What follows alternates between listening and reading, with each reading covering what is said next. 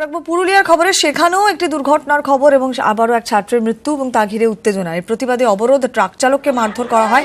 ট্রাকের ধাক্কাতে পঞ্চম শ্রেণীর ছাত্রের মৃত্যু ঘিরে উত্তেজনা ছড়িয়েছে আজকে পুরুলিয়াতে। রয়েছেন আমাদের সঙ্গে টেলিফোনে আমাদের প্রতিনিধি ইন্দ্রজিৎ মণ্ডল। ইন্দ্রজিৎ, এলাকার কি পরিস্থিতি এখন এবং যা ঘটনা ঘটলো এরপর পুলিশের কি বক্তব্য?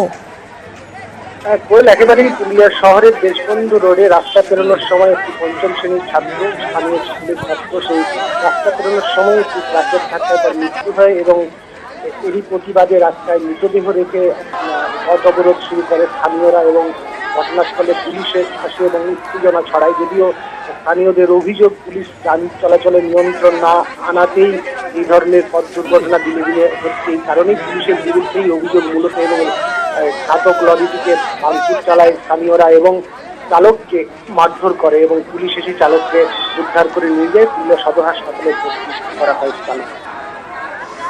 ধন্যবাদ ইন্দ্রজিৎ।